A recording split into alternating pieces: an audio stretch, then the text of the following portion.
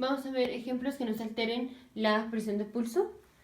Ya vimos cómo se altera la presión de pulso. Dijimos la presión de pulso es proporcional al volumen latido y la presión de pulso es inversamente proporcional a la complacencia. Ahora vamos a ver de qué manera tenemos ejemplos clásicos en donde tenemos aumento de la presión de pulso o disminución de la presión de pulso. Entonces primero voy a poner la lista y ahorita voy a explicar por qué, en donde va a quedar más claro cómo lo voy a poner. Generalmente siempre en la lista en donde nos ponen que tenemos aumento de la presión de pulso, nos ponen al hipertiroidismo, que la aorta esté más bueno, no estenótica, que esté más rígida.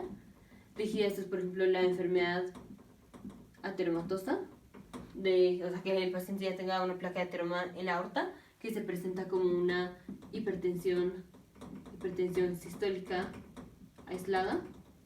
¿Qué más? Por ejemplo, que el paciente tenga anemia, que esté en ejercicio, que esté haciendo ejercicio, o que el paciente tenga apnea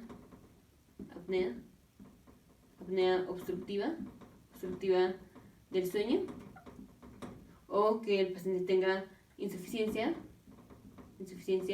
de la válvula aórtica. Generalmente esta es la lista que nos dan cuando nos dicen cuando hay aumento de la presión de pulso, y nos dan esta lista.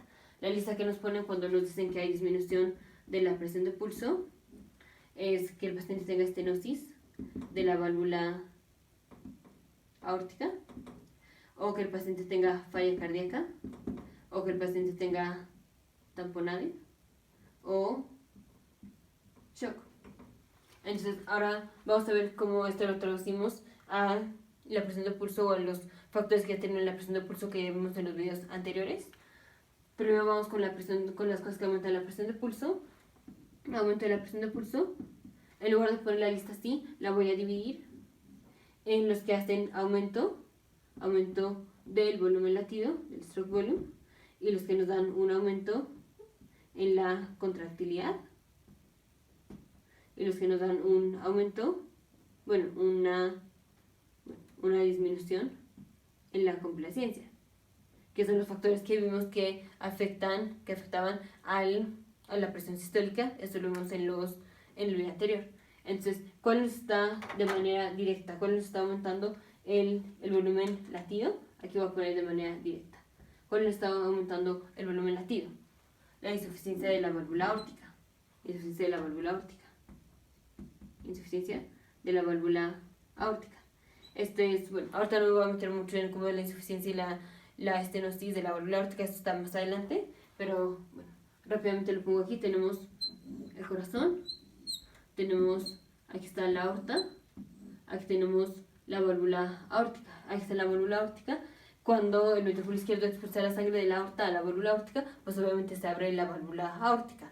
Ahora, cuando el ventrículo izquierdo se relaja, la sangre se puede ir de manera anterograda, se puede seguir así a la circulación periférica, pero también se puede regresar al ventrículo. Ahora, lo que impide que la sangre se regrese al ventrículo es porque las válvulas que están aquí, cuando la sangre entra aquí, choca y tapa la válvula. Lo voy a poner aquí. Tenemos la válvula, aquí está la válvula que está abierta, aquí está la aorta. Estamos viendo el tubo que está así. Así está la aorta va así, y estamos viendo por aquí la válvula aórtica. Aquí tenemos unas valvas.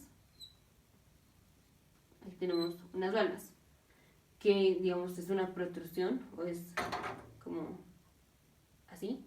Están las válvulas. Entonces, cuando la sangre llega del ventrículo, pues la válvula se abre, o se mueve del lugar. Se abre la válvula aquí, esta que está aquí, se abre, se mueve. Entonces se mueven las válvulas, y esto hace que la sangre pueda pasar del ventrículo que está aquí a la aorta.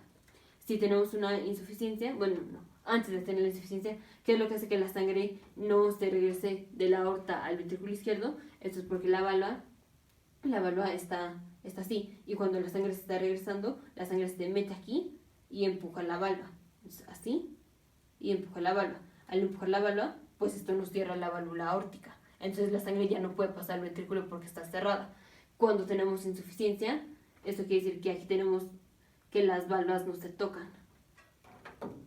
Las válvulas no se tocan y por eso queda un orificio. Un orificio cuando no debería de haber. O sea, en la diástole, cuando el ventrículo izquierdo se está relajando, tenemos que la válvula aórtica está abierta y eso no es normal. Eso es insuficiencia de la válvula aórtica. Entonces aquí, cuando tenemos ya el ventrículo expulsó la sangre, se mueve la valva, la sangre pasa del ventrículo izquierdo a la aorta y ahora la sangre se está regresando. O sea, ya se va y como siempre la sangre se regresaría, solo que las válvulas impiden que la sangre se regrese. Pero aquí, como las válvulas no se tocan entre sí, tenemos una válvula que está aquí, la sangre sí mueve a la válvula y esta que está aquí, que estaba así, también la mueve, pero tenemos un orificio por donde puede pasar la sangre, entonces la sangre sí se regresa al ventrículo izquierdo. Al regresarse al ventrículo izquierdo, tenemos que en el siguiente latido, el ventrículo izquierdo va a estar sobrellenado, y como tenemos un aumento del volumen al final de la diástole, vamos a tener un aumento en el volumen latido. Recordemos que una de las cosas que aumentaban el volumen latido era la precarga. Lo vimos en el video anterior, las cosas que alteran el volumen latido, tenemos que era la precarga, la poscarga y la contractilidad. En este caso tuvimos un aumento de la precarga, pero bueno, ya me metí a explicar cómo es la insuficiencia aórtica, pero bueno, entonces seguimos. Este fue un caso donde tenemos un aumento en el volumen latido. La insuficiencia cardíaca nos da un aumento en el volumen latido. Ahora, ¿cuál nos da una disminución en la complacencia? O sea, en donde tenemos que la arteria es más rígida, que la aorta está más rígida. En esta, cuando tenemos enfermedad ateromatosa o hipertensión aislada, disminución de la complacencia, esta es la hipertensión sistólica aislada. ¿Y cuáles son por aumento de la contractilidad? Esto es por aumento del tono simpático. Recordemos que tenemos la vía del sistema nervioso autonómico, el simpático y la parasimpática. Aquí estamos jugando con la simpática. En la anemia, en el ejercicio, en la apnea obstructiva del sueño y en el hipertiroidismo tenemos aumento de la actividad simpática. En el hipertiroidismo, porque el hipertiroidismo, la hormona tiroidea hace regulación a la alta de los receptores beta-1 adrenérgicos, que son los que están involucrados en el simpático. Entonces, aumento del tono simpático en el hipertiroidismo. En la anemia, pues el paciente, en la anemia tiene, por ejemplo, si tiene problemas de hemoglobina o si tiene, digamos, una alteración en la estructura de la hemoglobina, entonces al paciente le cuesta más trabajo o tiene disminución de la capacidad de oxígeno que está cargando el glóbulo rojo. Entonces, pues obviamente le cuesta trabajo entregar oxígeno a los órganos porque tiene menos capacidad de cargar oxígeno en su glóbulo rojo. Entonces esto se presenta como una dificultad respiratoria. Y como compensamos con una dificultad respiratoria, tenemos aumento de las hormonas de estrés, una de las cuales es la epinefrina y la norepinefrina, que vienen por aumento de la estimulación simpática. Entonces, anemia. Cuando estamos haciendo ejercicio, tenemos estimulación de la vía del simpático, cuando hacemos ejercicio. Y cuando el paciente tiene la apnea obstructiva del sueño, esto es, bueno, no me voy a meter mucho en esto, pero es cuando el paciente está durmiendo y tiene su ronquido, es un paciente que ronca, y su ronquido va aumentando de intensidad y luego en un momento donde tiene apnea, entonces deja de respirar y luego otra vez vuelve, o sea, se despierta y entonces vuelve a roncar, aumenta la intensidad del ronquido y tiene apnea. Y así, entonces hay periodos donde está teniendo apnea, aquí tiene apnea, es como la anemia, aquí tiene dificultad respiratoria, entonces aumenta con una compensación del simpático. Entonces, estas son por aumento de la estimulación simpática. ¿Y qué hace el aumento de la estimulación simpática? Esto en los receptores beta-1 adrenérgicos del corazón hace aumento de la contractilidad. Y ya vemos que el aumento de la contractilidad, pues directamente aumenta el volumen latido. Y eso nos aumenta la presión sistólica, y al aumentar la presión sistólica, nos aumenta la presión de pulso. Recordemos, presión de pulso es igual a presión sistólica menos presión diastólica.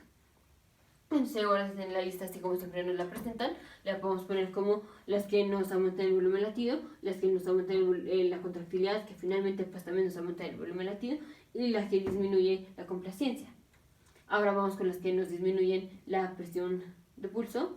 Esto es igual, vamos a separarlo como la que nos da disminución en el stroke volume, en el volumen latido, y la que nos da disminución en la contractilidad, que finalmente pues esto igual nos da una disminución en el volumen latido. La estenosis de la válvula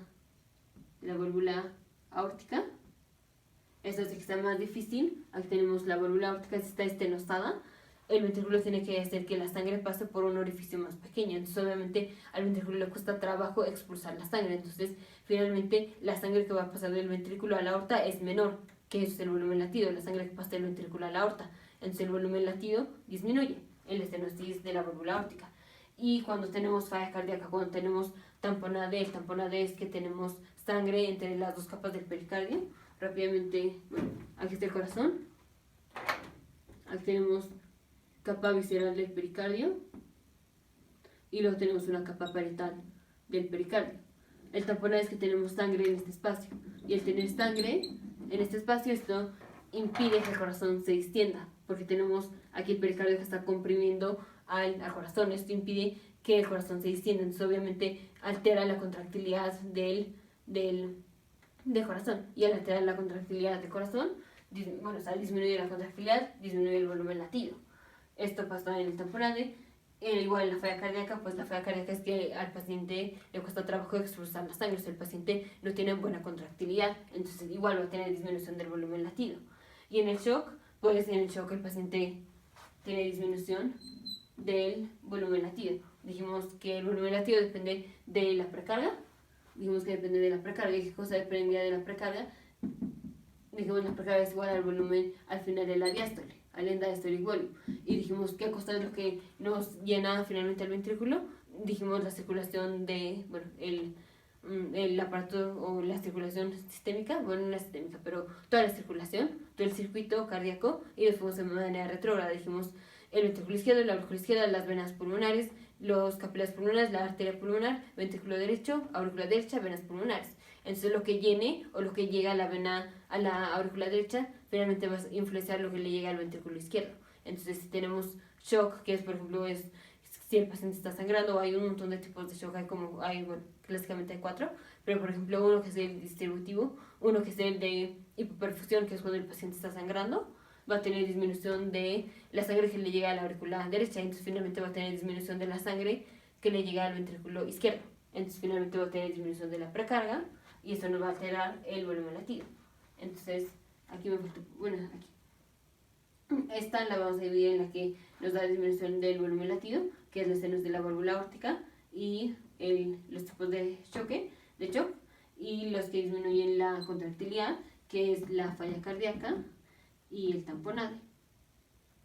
Entonces ahora sí ya vimos como las listas que nos ponen, que en general nada más como no las tenemos que aprender, ahora sí ya tiene sentido. Ya vimos con los videos previos cómo esto altera la presión de pulso.